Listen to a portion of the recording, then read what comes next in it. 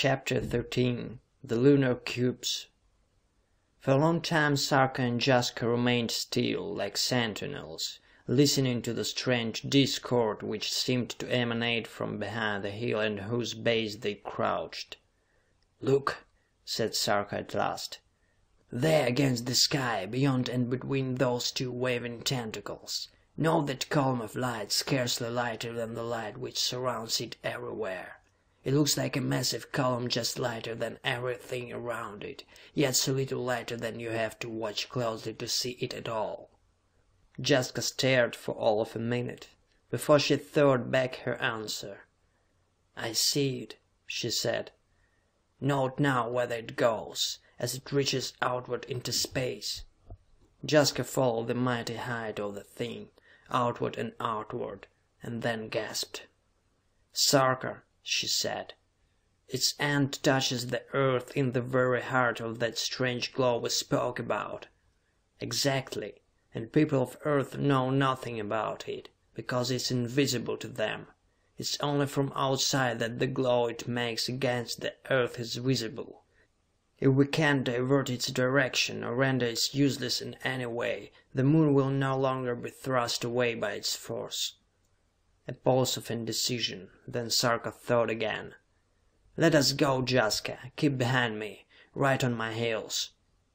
Slowly, fighting against something that seemed determined to pull or hurl them outward from the surface of the Moon with each forward movement they made, they essayed the side of the hill, pausing at the end of what seemed like hours in a sort of hollow just large enough to mask their bodies, and stared over its edge into one of the craters of the Moon. Out of the depths of that crater came the discordant sounds, which now were almost deafening, and out of that crater too came the almost invisibly bluish column whose outer tip touched the earth. Right before them, so close that they all but rested in its shadow, was one of those monster air cars, its tentacles moving to and fro, as though wafted into motion by some vagrant breeze. But since neither Sarka nor Jaska could feel the breeze, Sarka knew that it was life which caused the waving motion of those tentacles of terror. "Note," he said to Jaska, "that there is a tiny trapdoor in the bottom of the air car, and that the thing rests on a half dozen of those tentacles." "I see," came Jaska's reply. Jaska went on. "Note the gleaming thing on the ground, right below the air car. I wonder what it is." They studied the thing there, which seemed to be a huge jewel of some sort that glittered balefully in the eerie light of the Moon. It was perhaps twice the size of an average man's torso, and was almost exactly cubical in shape. As Sarka studied the thing, he sensed that feeling flowed out of it, that the cube, whatever it was alive. He tore his glance away from it, and realized that he accomplished the feat with a distinct effort of will, as though the cube had willed to hold his gaze, knew he was there. His eyes, peering around the inner slope of the crater, which dipped over some hundreds of feet down and plunged downward to some unknown depth, noted a broad, flat stone off to his right, and around the rim of the crater he counted a full 100 of the air cars, all with their tentacles waving as if they belonged to sentient creatures. Below each one, as he studied them and strained his eyes to make out details, he caught the baleful gleam of other cubes like the first he had seen. The air cars, it seemed, were either sentinels at the lip of the crater, or were the dwelling places of sentinels, and the cubes were those sentinels. It seemed absurd, but it came to Sarka in a flash that that was the answer, and his eyes came back to the first cube, because it was nearer and more easy to study. "I will not be swayed by the will of the thing," Sarka told himself, "nor will I allow it to analyze me. Jaska, do you do likewise." Beside him Jaska shivered. He turned to look at her. Her face was coldly white, and her eyes were big with terror and fascination as she stared at that first cube, resting so balefully there under the first air car.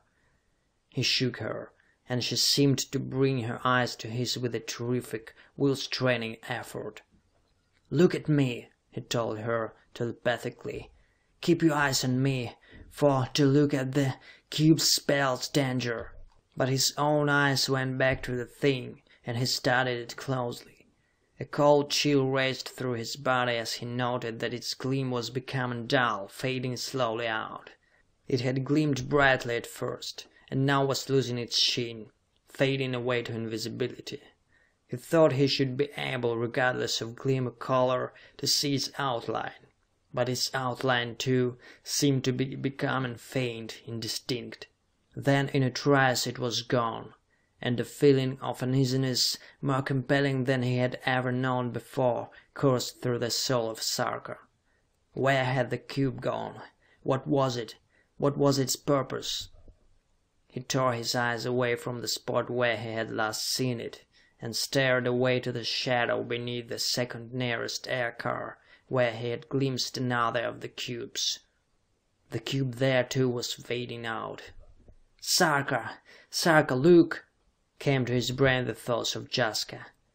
Sarka turned and stared at her, and a feeling of fear, for which he couldn't account at all, took fast hold of him. The eyes of Jaska, wide and staring as they had been when he commanded her to look away from the cube under the aircar, were staring at that flat table-like rock, off to his right. There, almost in the center of the rock, a gleaming something was taking shape. Just a dull spot, in the center of the yellow glow, then the beginning of the outline of a cube. Then, all at once, the cube itself, gleaming and baleful. Sarka gasped in terror. He had seen the cube vanish, its glow disappear, and now here it was, almost close enough to touch, on a rock beside him, gleaming and baleful as before. That it was the same cube he had seen under the first aircar, he somehow knew without being told. That it was a sentient thing he also knew, for now there was no mistaking the fact that, but for the presence in the little hollow of Jaska and Sarka, the cube wouldn't have moved. Swift as light, Sarka's right hand darted to his belt, where his ray director should be nestled against his need of it. And with his first movement, the cube's brilliance vanished instantly, the cube disappeared, and appeared again right before the face of Sarka, so close he could touch it. Yet he didn't turn the ray director against it, nor did he extend his hand to touch the thing, because he was afraid to do so. Even as the cube appeared before his eyes, thrice baleful and menacing in its close proximity, his eyes darted back to that broad flat rock, where the second gleaming cube now appeared. "Great God, Jaska!" he said mentally. "What does it mean?" "These," she answered bravely back, "are Moon soldiers, and unless we manage not to appear furtive, we are undone."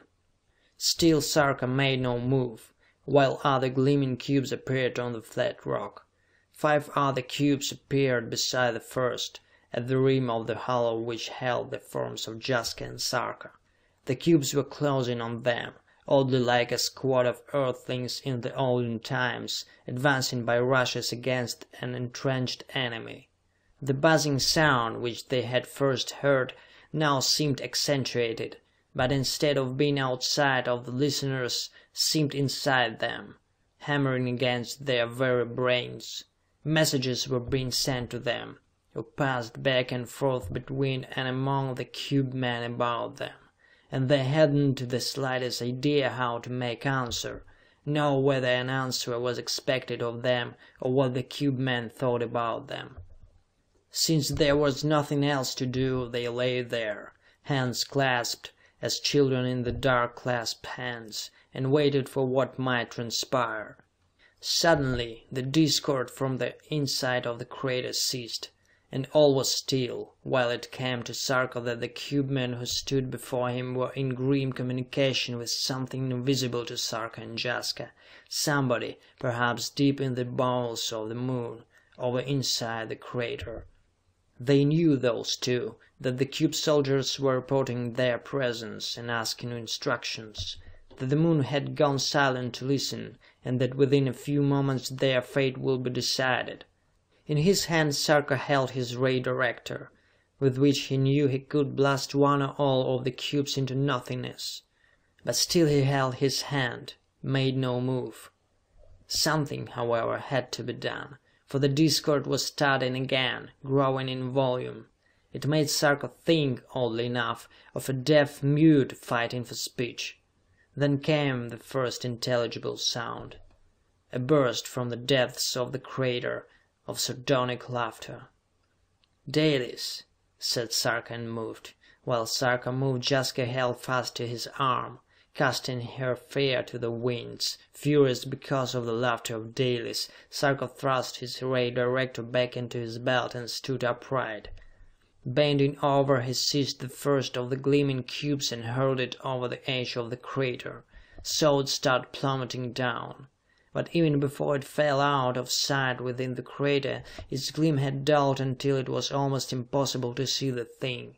Racing as though racing against time, Sarka caught up cube after cube and hurled them all after the first. Out of the crater there came no sound of heavy objects striking, though Sarka felt there should have, for the cubes were almost as heavy as a man. Then his hair almost stood on end under his helmet, for under that first air car, where he had first seen it, the initial cube was again gleaming into life. The thing had dissolved while being hurled over the rim, and reformed in its proper place, stationed as silent sentinel under the air car.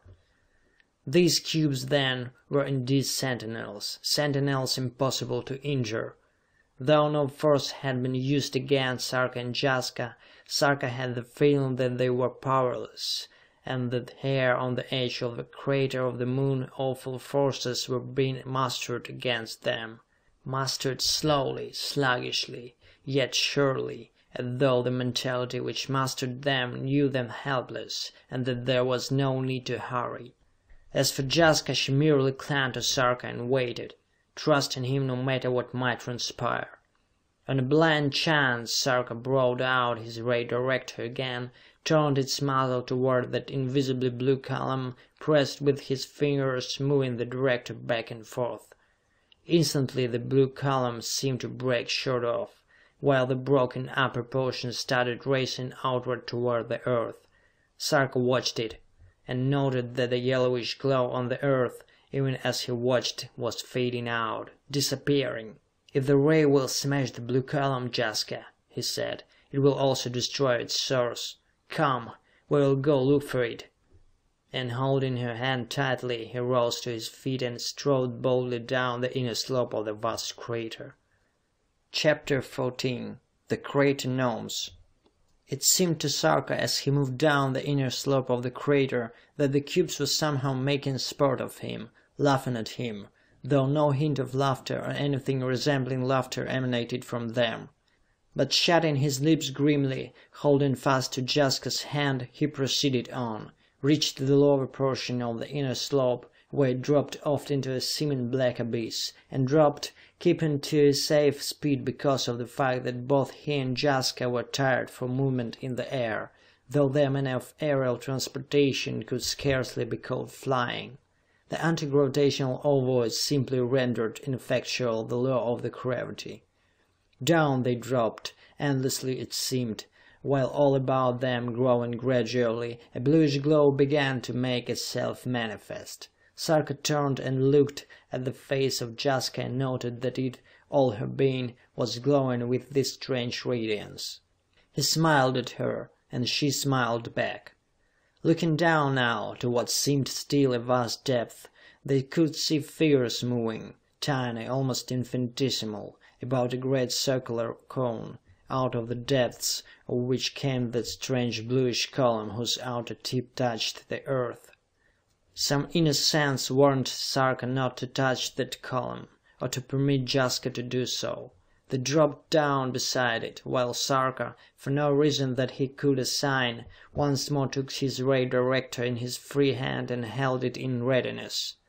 It seemed so tiny and futile, so foolish for two people, one of them a woman, to go into the very heart of an alien world against an unknown enemy armed with such a tiny weapon. Two people against unguessed myriads, whose very nature was an enigma even to Sarka. Closer now appeared the bottom of the crater, whose floor seemed to be covered with something that looked like blue sand or rock. From this bluish substance the glow which bathed the two Earthlings seemed to emanate. The funnel of the crater had now given way to the immensities of space, in all directions, and the cold of outside was being replaced by a warmth which promised soon to be even uncomfortable. Then, without a jar, the two landed at the bottom of the crater, side by side, close enough almost to the great cone to touch it. Out of the cone came that bluish column, to shoot up through the funnel down which the two had lightly dropped, and the motion of the whatever it was accompanied by a muted moaning sound, like that of a distant waterfall. They paused there, in amazement, taking stock of their surroundings.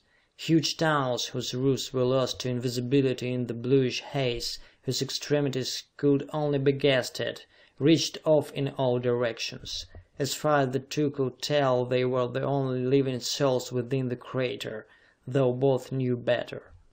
Sarka had the feeling, and he knew Jaska shared it with him, that innumerable eyes were studying them, innumerable intellects were cataloguing them, and somehow he sensed the presence, somewhere near, of the traitor Dalis.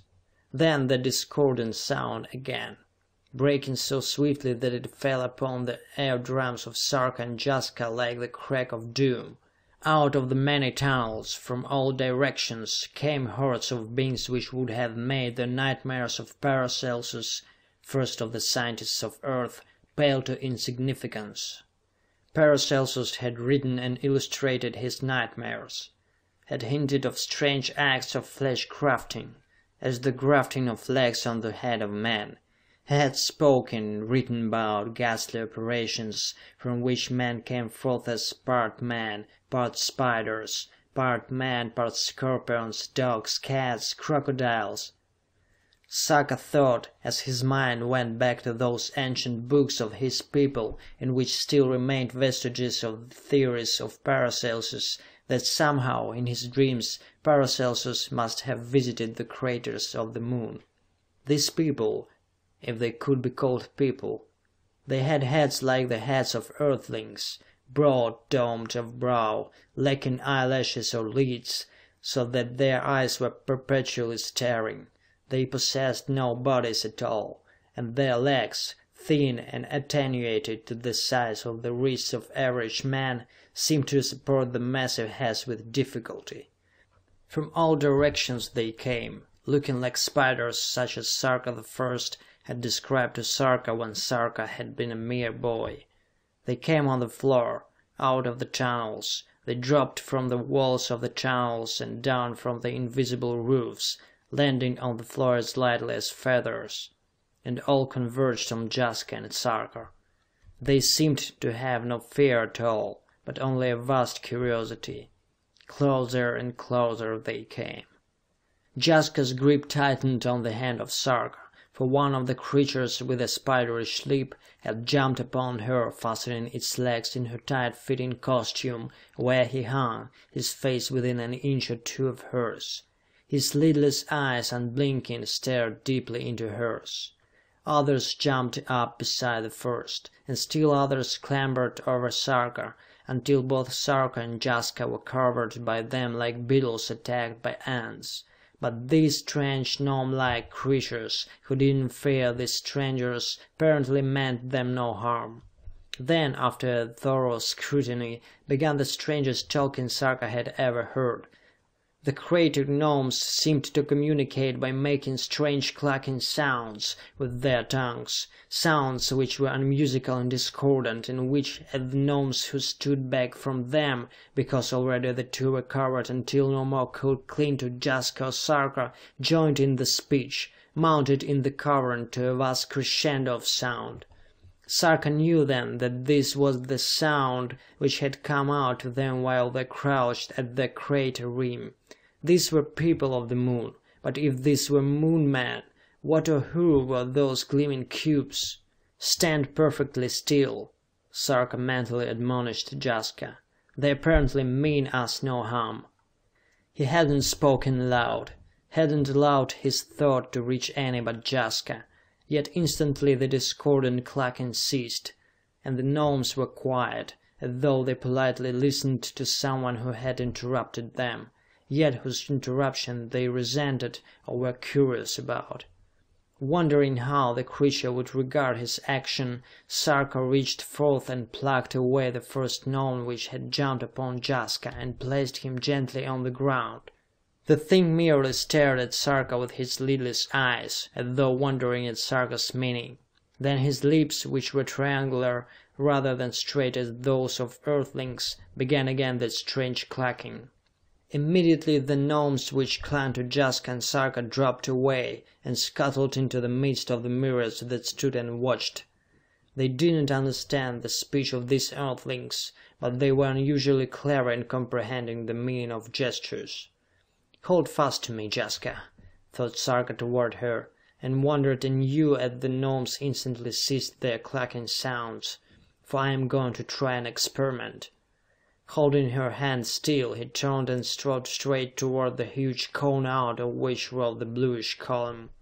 Instantly the gnomes broke into a frightful clacking of tongues, a sound that mounted to eardrum breaking intensity, and in a trice, climbing over one another to get into position, they moved in between Sarka and the cone. So eager were they to bar his further progress that they stood atop one another, until the depth of them was as tall as Sarka standing upright. Yet though they plainly said to Sarka, "You must not approach the cone," they didn't seem to be angry with their visitors, but only curious. Sarka looked at Jaska, noted how wanly she smiled. Then he turned, and headed for the nearest of the monster tunnels. Instantly he detected a surprising eagerness in the renewed clacking of tongues, while the gnomes raced ahead, behind, all about the two, capering like pet animals, showing the strangers the way into the tunnel. As they entered it, Sarka tried to discover whence came the bluish glow. The floor seemed to be of bluish sandstone, though its color too might have been caused by the glow. It was warm too, so warm that perspiration was breaking out on the cheeks of Sarka. Whence came the glow? Apparently from the very walls of the tunnel, or its roof, but surely from somewhere, surely from some secret place whence it was diffused all over. "And Jaska," said Sarka, "the moon, according to my father's researches, is literally honeycombed with craters like this one." Again, as he thought, that strange, sudden cessation of the clacking of the gnomes. Whither were they leading them? It was plain to be seen that the gnomes were heading for some destination, almost herding Sarka and Jaska toward it. Capering creatures who behaved witlessly, yet were far from witless. If Sarka weren't sadly mistaken, these were Moon men, and women too perhaps, since he couldn't tell the sex of them, and those gleaming cubes were their outer guards, perhaps slaves.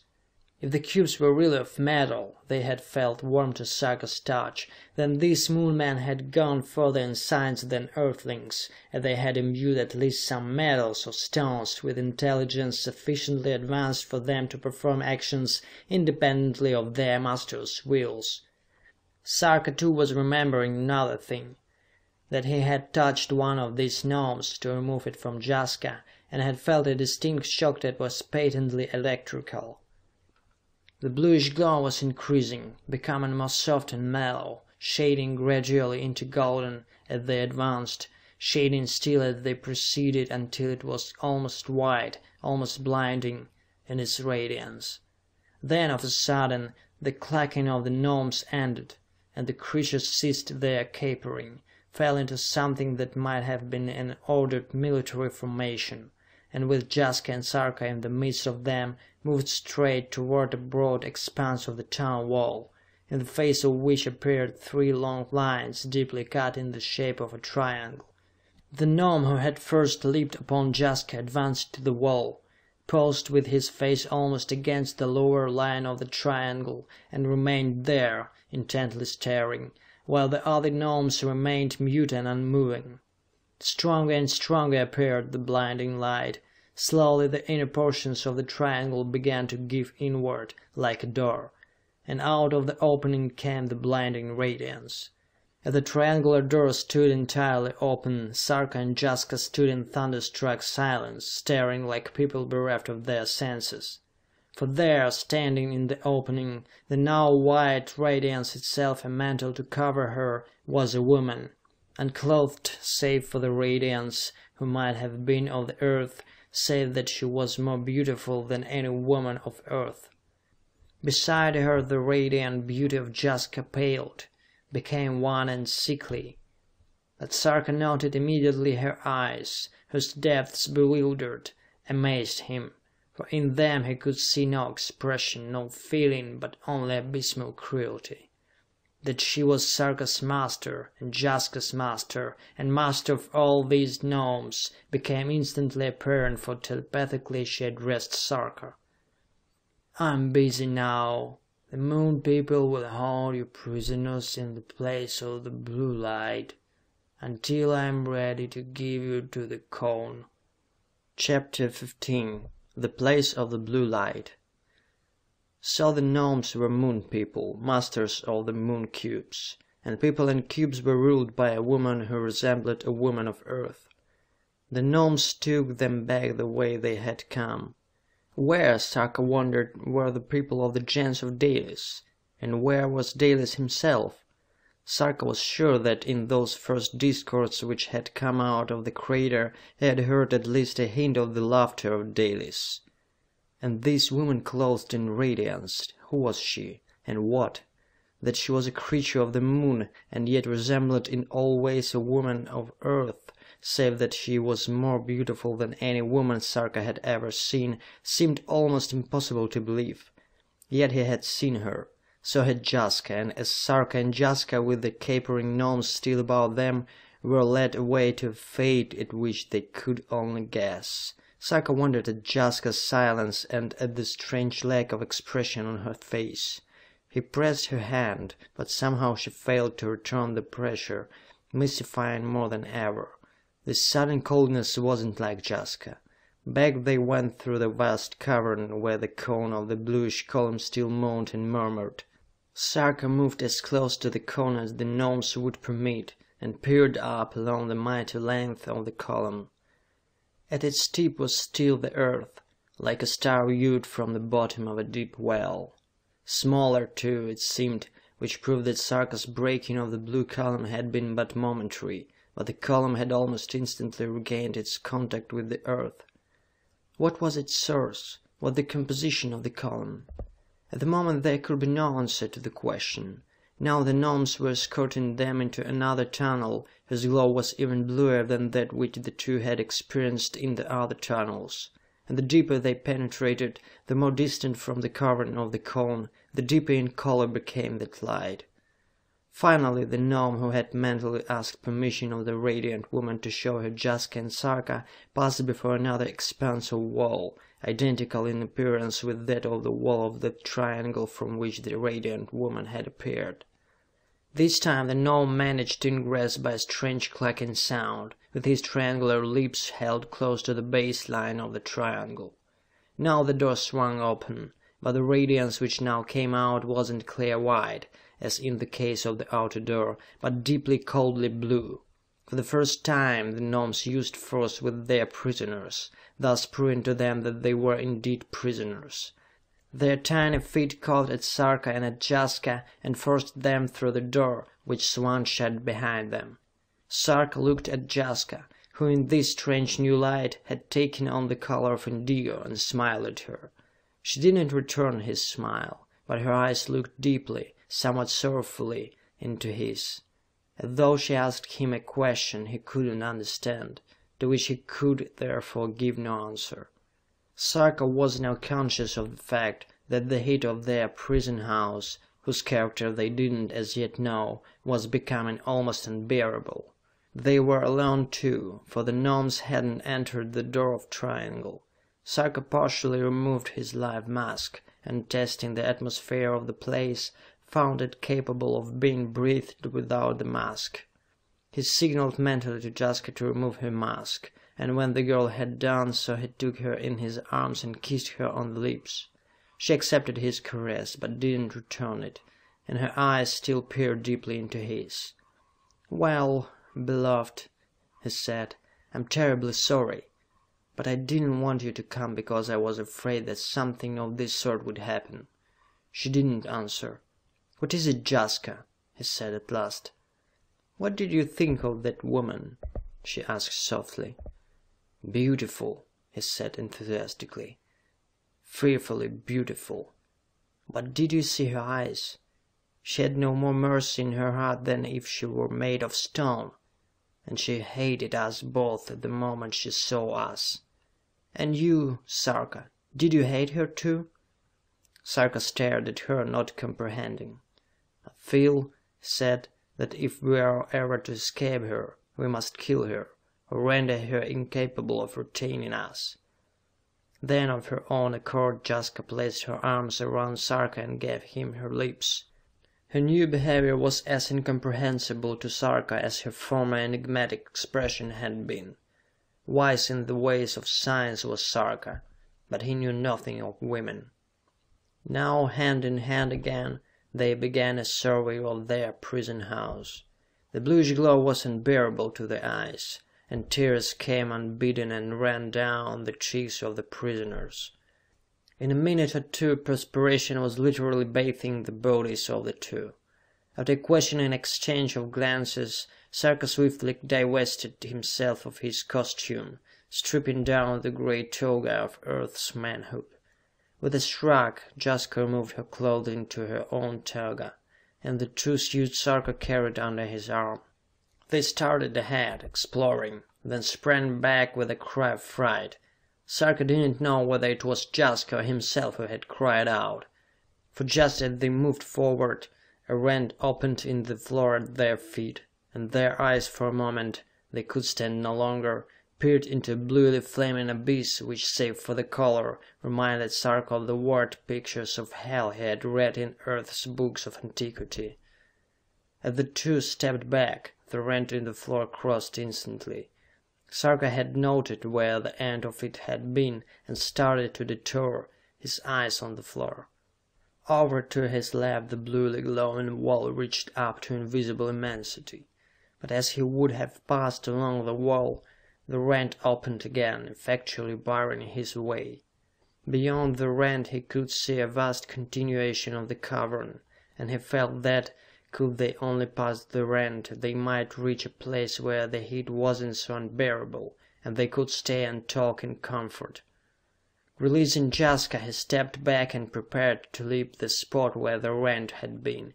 High he jumped, and far, surprised at the length of his own leap.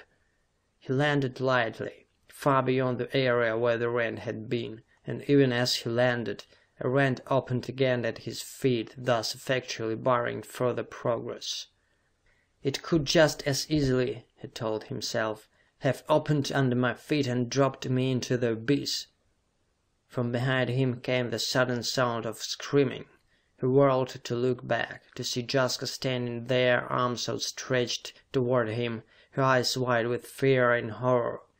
And as he stood watching, she raced to him, unmindful of abysses that might open under her feet, and flung herself into his arms.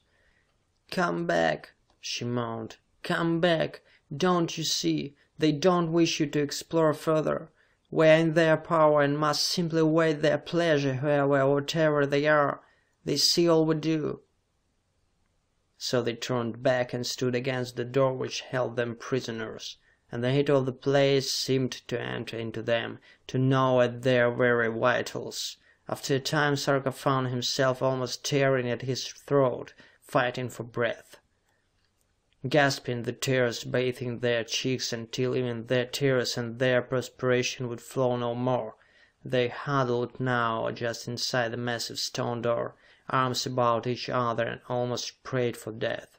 Sarka at least prayed for death for both of them, but Jaska prayed for a way of deliverance, prayed that herself and Sarka might somehow win free and be together again.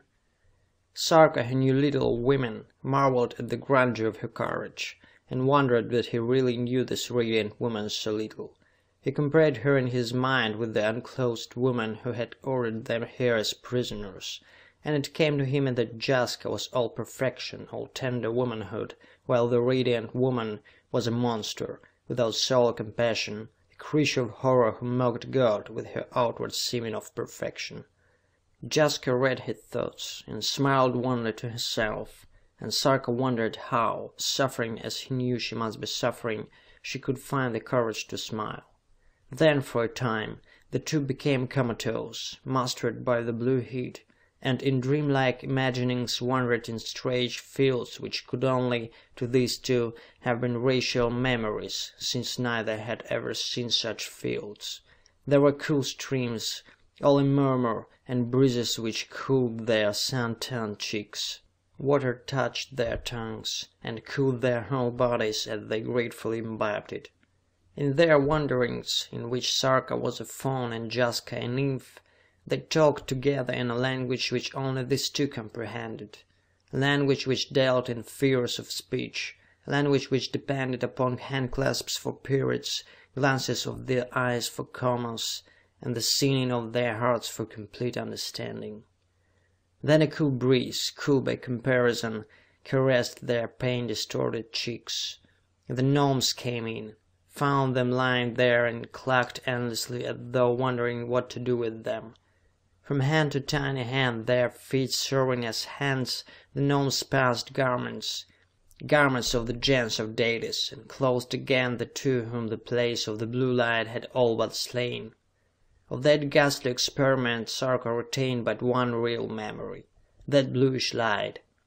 In the midst of the abyss, shifting and swaying like blue serpents swimming in Hades, that bluish light of the cone, which he had broken up for a brief moment by the use of his ray director. Was this bluish light in the abyss the source of the light in the cone? If one were to destroy it at its source...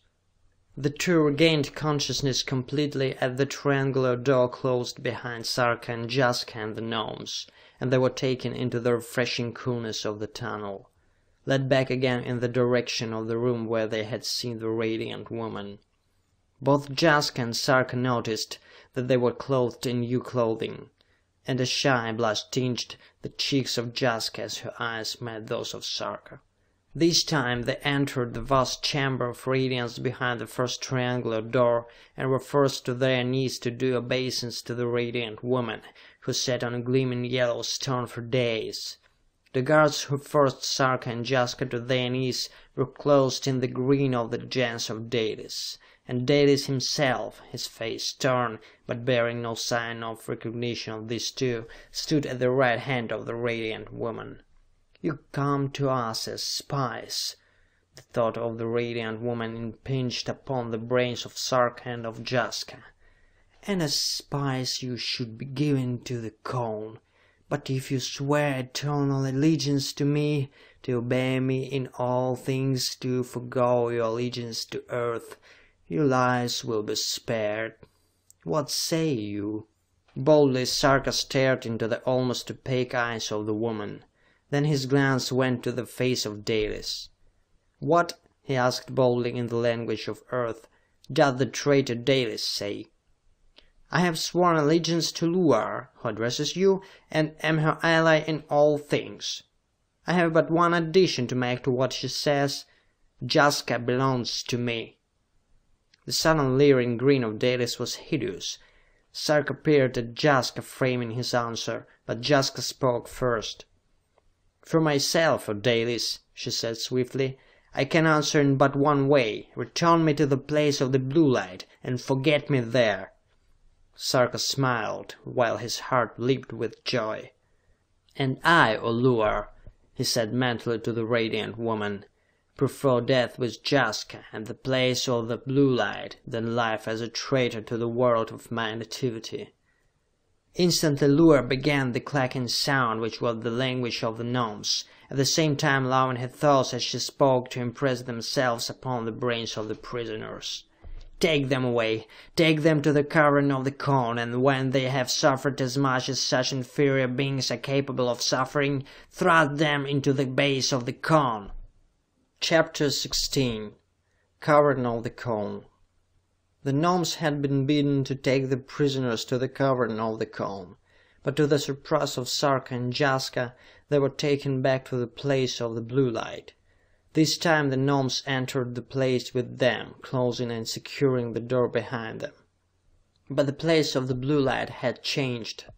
Now it had no flow of blue, as it had had before, but only a corridor perhaps wide enough to allow the passage of 4 grown men, walking side by side, while the abyss of which the two had got but the merest hint through the opening and closing rents filled all the center of the place. The gnomes seemed impervious to the unendurable heat, and these, moving together, one behind the other, one beside the other, one atop the other, formed a living wall between Sarka and Jaska and the rim of the flaming blue abyss, to protect them from the heat. Yet through the bodies of this living wall of gnomes, a wall which was higher than the heads of Sarka and Jaska, the heat forced its way to the prisoners, and burned them anew with its agony. To what dread rendezvous were they going? Where, save for the few guards at the house of Luar, were the people of the gens of Dalis? Sarka felt somehow that the answers to all these questions would soon be made manifest, and a feeling of exultation he couldn't explain was possessing him as he advanced.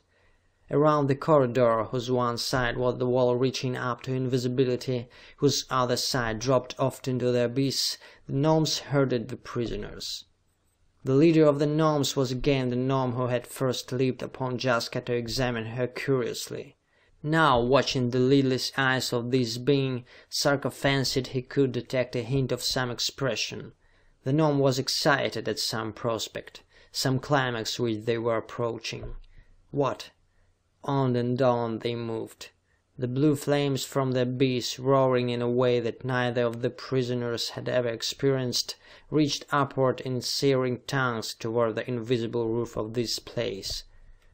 Then, when they had progressed far from the door of entry, Sarka gasped at a new manifestation. Out of the abyss, some distance ahead, came a gleaming thing, something that had apparently evolved itself out of the flames of the abyss. Blue of color it was, because of the flames from the pit, but Sarka recognized it with a start which he couldn't suppress nor understand. It was one of those cubes such as he and Jaska had seen at the lip of the moon crater. As they approached, guided by the gnomes, other cubes appeared out of the abyss. Others in number swiftly augmented, until a veritable battalion of them had marshaled itself, there at the lip of the abyss. Straight toward these cubes the gnomes led Sarka and Jaska, and when they had reached the center of the group, they halted, forming a circle, still wall to mask the prisoners from the heat of the abyss. The leader of the gnomes stopped with his face, his lidless eyes, close to one of the cubes. For a moment he paused thus, and Sarka felt sure that somehow the gnome was holding thought converse with the cube. But try as he might, he could find no meaning in the weird conversation for himself. It was oddly like listening to a conversation in a code beyond his knowledge. Then the gnome turned back to Sarka and Jaska. By a pressure of tiny feet he tried to indicate that Sarka and Jaska should unclasp their hands, but they only clung the tighter, and now threw their arms about each other. The gnome desisted, much to the joy of the lovers, while Sarka studied the cubes, wondering what their mission was with Jaska and himself. Slowly, together, the cubes began to lose their bluish glow, their cube shape, to vanish utterly. In a trice, still locked in each other's arms, Sarka and Jaska saw the gnomes through what appeared to be an even bluer haze. Besides, the heat of the abyss no longer tortured them, and their bodies were cooling in a way that was unbelievably refreshing. "What is it, beloved?" whispered Jaska. "What is it?" Sarka stared at the gnomes, now in retreat, capering as they had first capered when the two had fallen into their hands, toward the door by which all had entered. Mystified, Sarka put forth his hand. It came in contact with something solid and oddly warm, which stirred an instantly responsive chord in the brain of Sarka. This feeling was the same as he experienced when he had lifted those cubes and hurled them into the crater. where they had dissolved in falling, and instantly reappeared, each under its own air car. "Jaska," he explained. "Jaska, the cubes have dissolved themselves, and have reformed in the shape of a globe, as a protective covering about us, to protect us from the heat of the abyss. Apparently we are not to be killed at once. These cubes are slaves of the Gnomes, of whom Luar is ruler." They were indeed locked inside a globe whose integral parts were the cubes of their acquaintance, and the atmosphere of the interior wasn't uncomfortable, but otherwise. Sarka and Jaska were feeling normal for the first time since they had landed on the Moon. But what was the meaning of this strange imprisonment? They were soon to know. For the globe which enclosed them moved to the edge of the flaming abyss, and dropped into the bluish glow. It didn't drop heavily like a falling object on Earth, but rather floated downward right into the heart of the flames.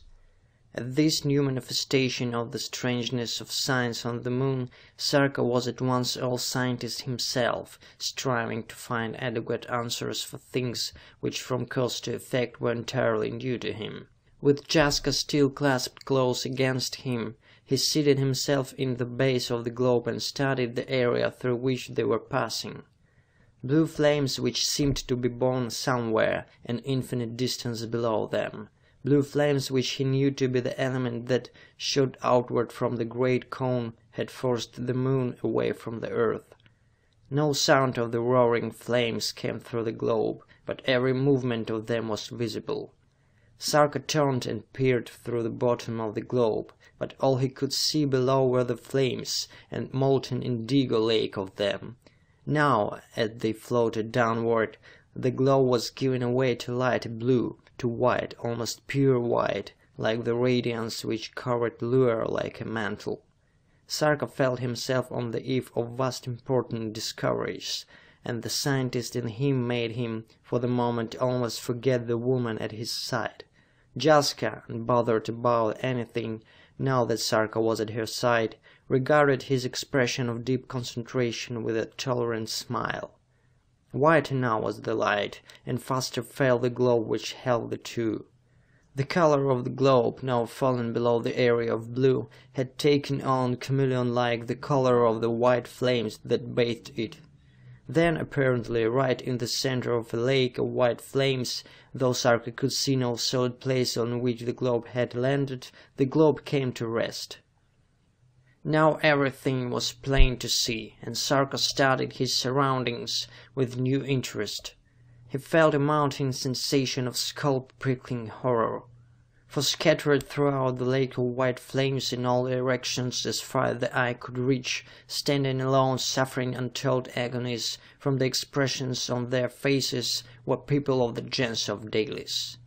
No longer were they clothed in green and wearing on breast and back the yellow stars of their gens. Now they were nude as they had come into the world, and standing there, each was holding out hands in horror to hold back myriads of the Gnomes, who would have forced them to submerge themselves in the white flames of the lake. Were the gens of Dalis being burnt alive? What was the meaning of this? For a moment, filled with horror, Sarka looked away from the spectacle.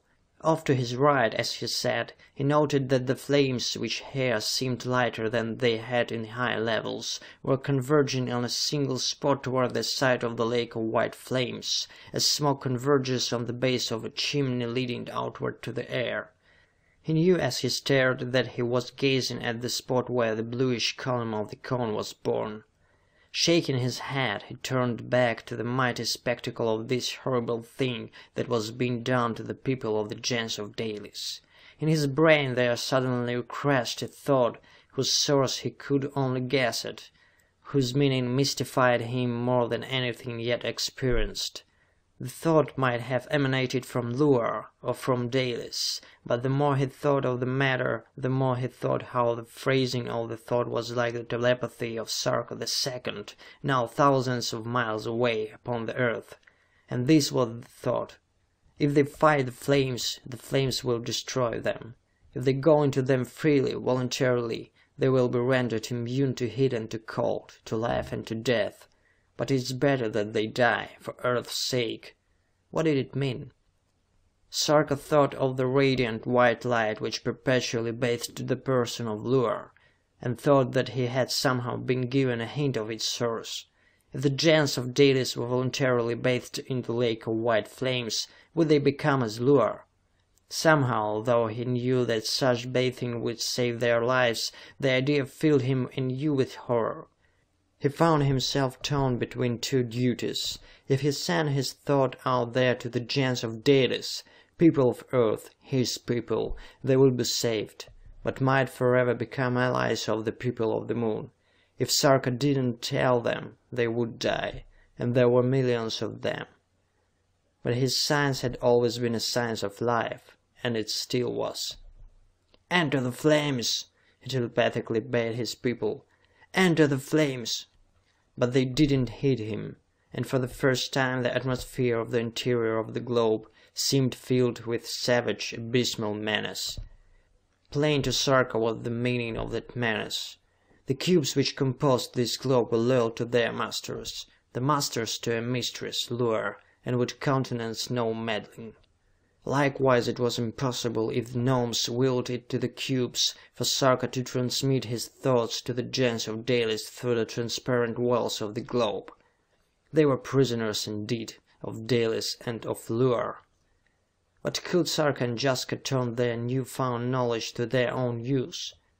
Sarka was thinking back to one of the ancient tomes of his people. It spoke some place of a man who had got trapped in the heart of a seething volcano, where the heat of it had cured him of his illnesses, made him whole again, given him new youth and freshness.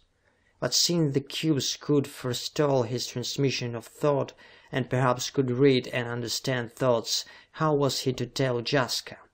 How show her that a way of deliverance had been given into their hands, if they only possessed the courage to use it?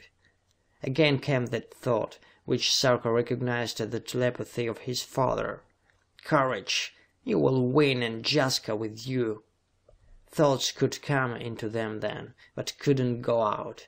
Or did it mean that the cubes, or masters of the cubes, didn't care if the prisoners received messages from outside, because they knew themselves capable of frustrating anything the prisoners planned? Perhaps, more than likely that it was. But looking through the bottom of the globe into the sea of white flames below, Sarka gripped more tightly his ray director, and tried to marshal the forces of his courage. There was surely some way of escape. Some way out of their strange predicament. Chapter 17.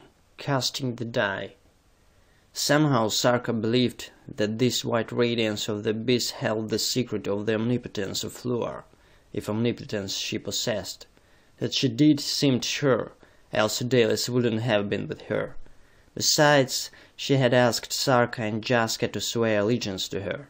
Yes, the secret was here, in the heart of the lake of white flames. It might have been the moon fountain of youth, or if omnipotence. There was no telling unless Sarka tried an experiment. His fury at Dalis now knew no bounds, and he was conscious of a desire, too poignant almost to be born, in some way to circumvent the arch-traitor. For here in the craters of the moon Dalis was working out a strange amplification of the scheme which he had, centuries before, proposed to Sarka the First. He was subjecting the people of his gens to the white flames. If they immersed themselves voluntarily, they became as Luar was, but still subservient to the will of Dalis, and in his hands invincible instruments of war. Dalis had doubtless already been bathed in flames. Sarka wasn't sure, for in the home of Luar the white light was so blinding it would have been impossible to make sure that the white radiance clothed the others with Luar.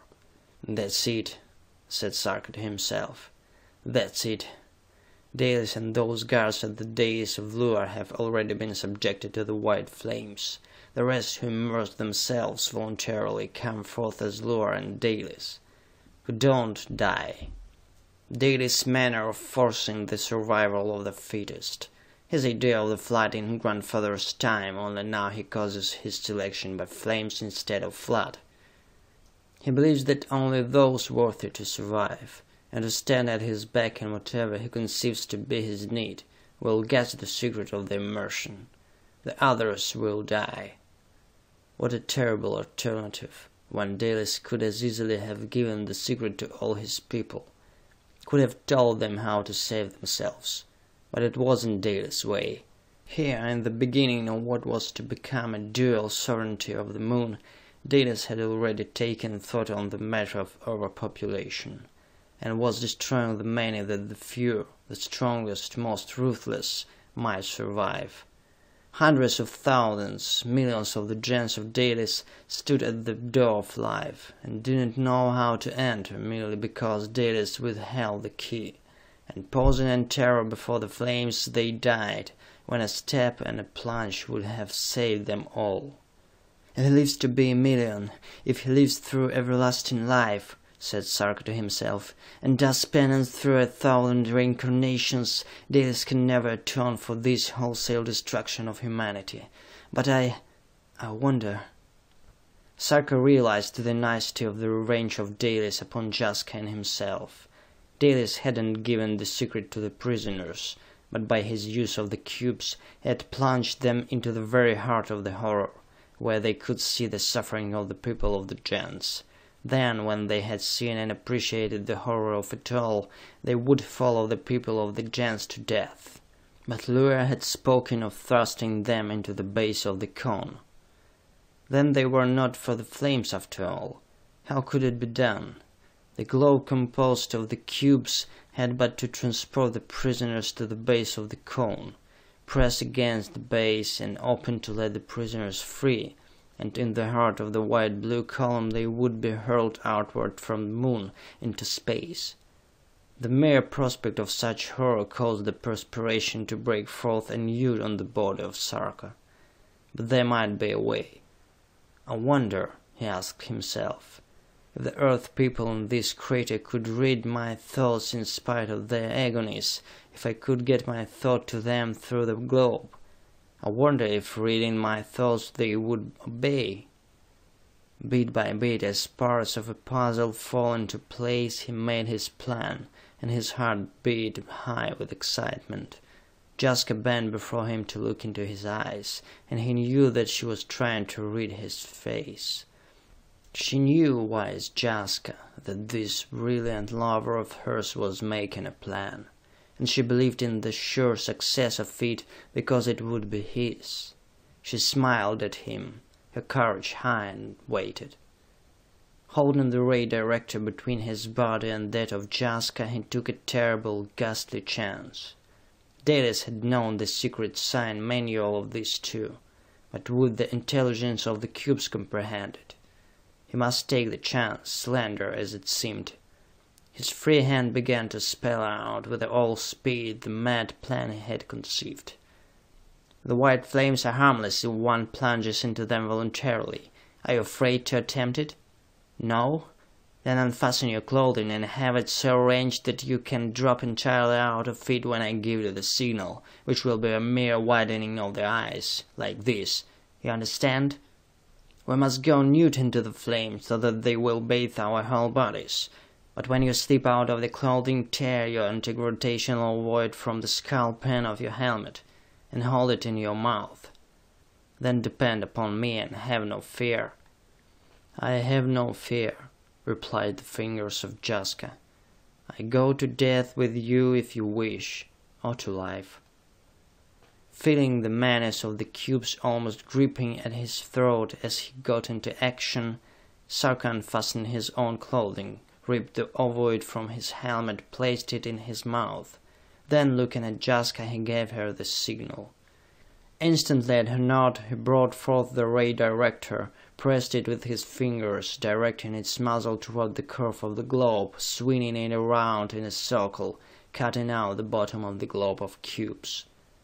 The action must have been one of untold surprise to the cubes which made up the globe, for before anything could be done to stay the hand of Sarka, his ray director had cut out the bottom of the globe, and Jaska and himself, divested now of all clothing, had fallen from the globe. Unbearable heat slashed and tore them. They still held hands, and when their feet touched upon something solid, they were gasping with the unbelievable heat. and it was ripping at their lungs like talons of white-hot steel. But pausing not at all, Sarka raced ahead with Jaska, and dived straight into the lake of white flames. As he dived, he directed his thoughts toward the people of the gens who stood, undecided, dying by slow inches on their little oasis in the lake. And this was the thought, which was a command. Plunge into the flames, they will not hurt you, plunge in and obey my commands, O people of gens of Dalis. I, Sarka, command that you obey me. Jaska, who commanded you at the will of Dalis, also commands. Gather with Jaska and me at the base of the cone. You have but to follow the converging of the flames. Together the two plunged in, and it seemed all at once as though the fire had gone out of the white flames, for they were cool and soothing to the touch. Sarka could feel new life being born in him, could feel himself revitalized, exalted, lifted to the heights. He suddenly experienced the desire to run, and shout his joy for all to hear. But reason held him. Not thus easily would Lure and Dalis, the traitor, give over their designs against these two. But in the heart of the flames they dropped down, while they turned their faces toward the base of the cone, or where they thought the base to be, even as Sarka gave another command to the now invisible people of the gens of Dalis. Hold your own voice in your mouths, and follow. Obey my will. They dropped now to what seemed to be cool flagstones, while above them showed an orifice in a wall, into which those tongues of flame were darting. They paused there, side by side, their faces radiant, and looked back the way they had come. Coming out of the white flames, like battalions on parade, were the people of the gens of Dalis, scores and hundreds of them, who had sensed and heeded the mental commands of Sarka. Like genii appearing out of the flames they came, to muster about Sarka and Jaska. Then, when it seemed that no more were coming, Sarka turned to the base of the cone, his face high shining with courage and confidence, and stepped straight into the flames that led into the cone. Beside him came Jaska, while behind him came the people of the gens of Dalis, who dared to do as he had commanded. They were sucked into the cone like chips sucked into a whirlpool, and Sarka willed a last command as they entered. Quit the column at the lip of the crater, and muster about the air cars. Chapter 18. The People of Radiance. The exultation of Sarka knew no bounds, and looking into the eyes of Jaska he knew she felt it too. For her face was shining, and all of her, the wondrous shining brilliance of her, was bathed in the white radiance that mantled Lure. And now, since Jaska too knew that radiance, her beauty was greater even than that of Lure. Sarka thrilled anew at the glory of her. But even as he stepped into the base of the cone, he stepped out of the blue column at the lip of the moon crater. Swift as light, and swifter had been the flight upward from the cavern of the cone. Yet, so keen were his perceptions, he knew when he had passed through the chamber of the bluish glow into which he and Jaska had first dropped upon arrival. Now they were on the lip of the crater, and the people of the gens who had followed him were slipping out of the blue column like insects out of a flame, and converging on the air cars whose tentacles still waved as they had when Sarka had last seen them. Sarka looked at these people in amazement. To him there was a divinity now about their nudeness, which nudity never before had suggested to him. For the people shone, and there was something glorious in those divinely white bodies. They reminded Sarka of his people's books of antiquity, and his childhood's pictures of angels. But the effect of those white flames! There was no explaining it. But Sarka felt that whatever he willed to do he could do, that whatever he wished for was his, whether it was his by right or no. He felt that he could move mountains with only the aid of his hands. Looking at Jaska he conceived all sorts of new beauty in her, for she was the brightest, to him, of all the people who had passed through the lake of white flames and been cleansed in their heat. "No wonder Lure has mastered the moon," he cried to Jaska. for when she was bathed in the white flames, her will is paramount. But how, if she passes the people of the gens of Dalis through the flames, will she retain her sovereignty? Because Dalis too had passed through, and his will is the will of the gens. They will obey him, and he was sworn allegiance to Luar, or given some sort of oath of fealty. How strange that but one person on the moon has been bathed in the white flames. How do we know, Sarka almost whispered it, that she is originally of the moon? Does she not look too much like our people to be from another world entirely? I don't know, but you mean... I scarcely know, but Dalis would swear allegiance to no man, much less to a woman, unless he knew that man or woman, far better than he has had opportunity in a matter of hours only, to know Luar. He left it there then, as he strode boldly with Jaska by his side to the nearest of the air cars. As he approached the car, the gleam cube beneath it seemed to gleam brighter and brighter, as though it echoed the radiance of Sarka. Sarka knew, studying this phenomenon, that he possessed at least a hint of the secret of Luar's omnipotence. There had been a hint before, but by now its meaning was clearer. The white flames out of the heart of the dying moon gave new life, exultation, not only to the bodies but to the brains of those who passed through it. And with their brains quickened, they possessed such knowledge as men of Earth for ages had wished to possess.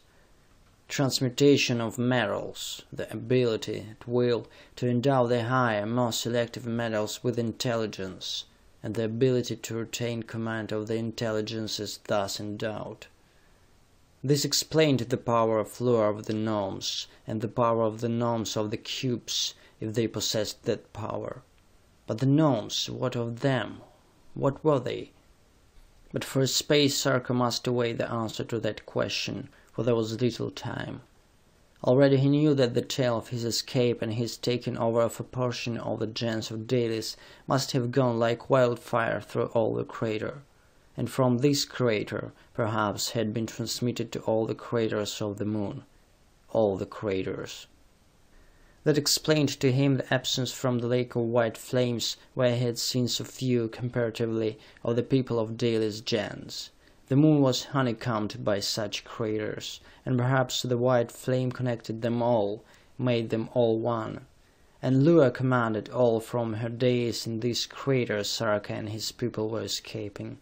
The millions of the gens had been swallowed by the craters of the moon at command of Luar, acceded to by Dalis, and all over the moon the very things which Sarka and Jaska had witnessed were taking place. Even now, as Sarka raced for the air car, and Jaska with him, he could feel a backward pulling that was well nigh invincible. Someone was willing him to return, willing the gnomes to pursue him, willing the cubes to refuse obedience to him. But he laughed and stepped to the air car, passing by the nearest writhing tentacle as though he knew it possessed no power to harm him. The tentacle swept aside, and didn't try to bar him, while he sent his will crashing against that brightly gleaming cube. "Into the air car! We enter with you!" The cube vanished instantly, and it seemed to Sarka that invincible hands caught at his feet, lifting him up through the trapdoor in the belly of the air car, up and inside. The door swung shut, and in the forward end of the vast air car gleamed the cube which had obeyed his command. Sarka sent one thought careening outward from the air car, a command to the cubes which stood watch beneath the other air cars. "Obey the radiant people, and through them me." The light of the cube made the interior of the air car as light as day, and Sarka was struck at once with another phenomenon. He could see through the sides of the car in any direction, and what he saw filled him with a sudden fear. Out of the crater poured myriads of the gnomes, and up the sides of it came myriads of the gleaming cubes, all racing toward the cars. "Get back! Get back!" he commanded the gnomes and the cubes. At the same time he issued his commands to the cube within his own car, and to the cubes which by now were inside the other air cars, realizing that the cubes themselves were the motive power of the air cars, and that his will was the will of these individual cubes. "Fly at once! Fly outward at top speed toward the Earth!"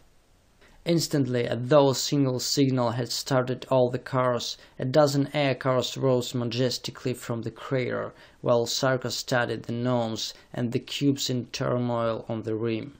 He noted then a strange circumstance, that when he commanded the gnomes and the pursuing cubes to keep back, they hesitated, dazedly, as though they didn't know whether to advance or to retreat, that when he merely watched them they came on. He laughed aloud at this measuring of mental swords with Luar and with Dalis, for he could sense the conflict very plainly. She commanded the gnomes and the cubes to attack, he commanded them to retreat, and they remained undecided, like people drawn between two extremities and uncertain which direction to take. Upward, side by side now, floated the air cars of the moon, and in the forepeak of each, one of the gleaming cubes like anti-gravitational ovoids of the moon. At the fast falling rim of the crater boiled the gnomes and the cubes, stirring and tumbling, hampered by their very numbers, as they tried to attack at will of Luar and retreated in confusion at the will of Sarka. Then there was Jaska beside Sarka, her face fearful, as he pointed off across the gloomy expanse of the moon. They had beaten Luar and Dalis but for a moment then. Now, at her command, the countless other air cars were coming in to head them off, to fight them back to the surface of the moon. It would be a race against time, and against death. But of at least a dozen of the air cars Sarka was master, and he didn't fear the issue. The strange exultation which the white flames had given him filled him with a confidence that nothing could shake. He shot a thought at the gleaming cube in the forepeak. "Faster! Faster! There is no limit to your speed! Faster! Faster! Even faster!" Instantly the moon seemed literally to drop away beneath the dozen air cars which carried the radiant people, while the air cars of Luar and of Dalis fell hopelessly behind.